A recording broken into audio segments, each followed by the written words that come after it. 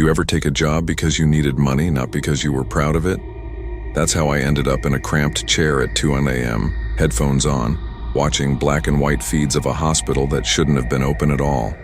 I told myself it would be easy.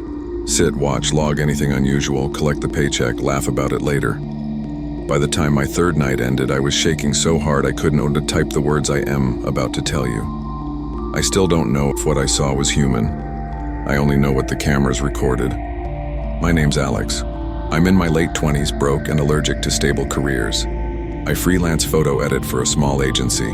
Boring, runs on coffee work. But last month, a friend hooked me up with a temporary gig.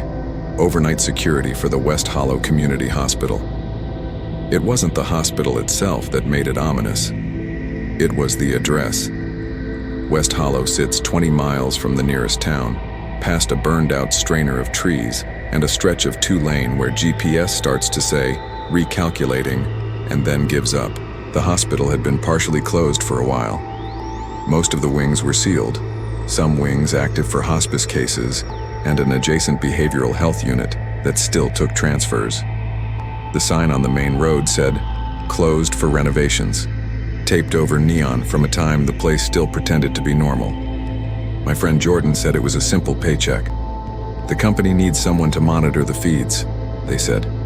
"You'll be in a small office, 2 nights on, 2 nights off. It's a ghost job." They laughed about the word ghost. I didn't. I needed the money. The first day they handed me a thick manila folder with rules and a single sheet describing the camera system. 27 feeds, all security grade, night vision capable. The control panel was dated, glossy, and obviously patched together with duct tape and hope. They gave me a radio that pinged every 6 hours for a welfare check, and one chief instruction. "If you see something you can explain, log it and notify us. Do not go wandering the hospital, it's a liability." The person who said it, a man named Reed, had a voice like gravel in a tin can. He said it like the job had edges and corners and he didn't want me scraping them. The first night was boring in the way most nights are when you're expecting boredom. I made coffee, arranged my monitors like a ship's bridge, and leaned back while the hospital slept.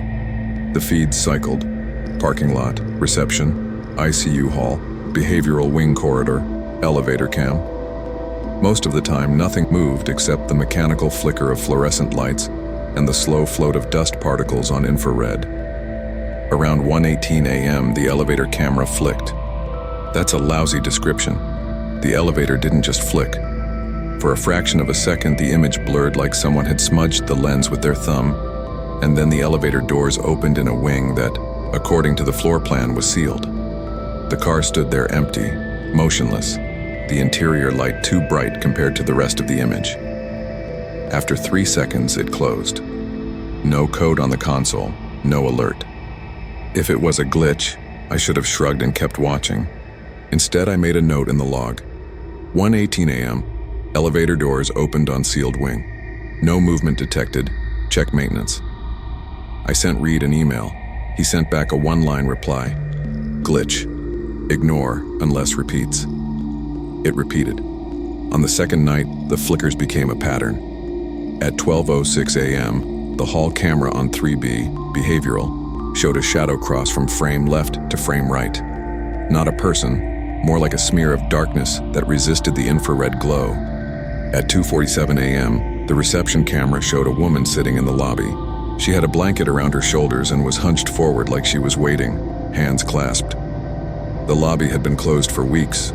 The doors were chained. The timestamp rolled on, and at 3:02 a.m. she vanished. No one came in, no one left. I called Reed over radio. Static then. "We'll have maintenance ping the doors in the morning." He didn't ask about the woman. At 6:14 a.m., a feed from the old pediatric wing, sealed since renovations began, showed the nightlight in one room turn on. The camera recorded a soft orange halo in the silhouette of a rocking chair. The feed stayed on until 6:35, then the light went out and the camera went dark. Reed's reply to my note. Paperwork note. No physical inspections until Monday. I convinced myself daylight would fix everything. Night 3 began with the same false confidence I'd had before. I told myself hospitals were full of noises, electronics and grief that looked like static. At 12:01 a.m., I noticed something only because I was staring too long. A soft scratching near the nurse's station wall. The door to one observation room slowly opened. A tall, thin figure wrapped in something gray stepped out. It avoided camera light like it knew where the infrared ended. It moved with patience that wasn't human. Its head tilted too far to one side. It lingered, then stepped into the hall. The camera flickered. For the next hour, it haunted the wings. It passed sleeping patients, touched curtains, stood listening. Every place it touched dropped the temperature reading. At 1:40 a.m., it stopped in front of camera 7, the elevator cam. It turned to the lens. Its face was less a face than a map of old wounds. Hollow cheeks, wide reflective eyes. It raised a long hand and pressed its fingers toward the lens. 20 seconds of stillness. Then the screen went black. All my monitors died. The console blinked. Error. The parking lot lights outside cut in and out like a heartbeat. My radio screamed static. 10 minutes later, Reed's voice came. Hold position. Don't leave the office. I didn't. I pressed my back to the door. Then softly, something knocked on the office window. Once, then again. I told myself it was a branch. Then something breathed on the glass, leaving fog that spelled a single word in shaky letters. Open. I reached for the keys, ready to lock the door, but curiosity betrayed me. I opened the door a crack and peered out. Through the dim light, someone stood at the end of the hall, too tall, too still, wearing a sweater that hung like wet cloth. When it turned its head toward me, it smiled, a smile of relief. But wrong. I slammed the door and called Reed. Units are en route, he said. Don't engage. A thud hit the wall. The window cracked, spiderwebbing. A pale hand pressed against the glass from the outside. Then the window burst inward, showering the room in glass dust. When it settled, the hand was gone. Outside, the parking lot was empty. No cars, no footprints, just a dark smear across the concrete.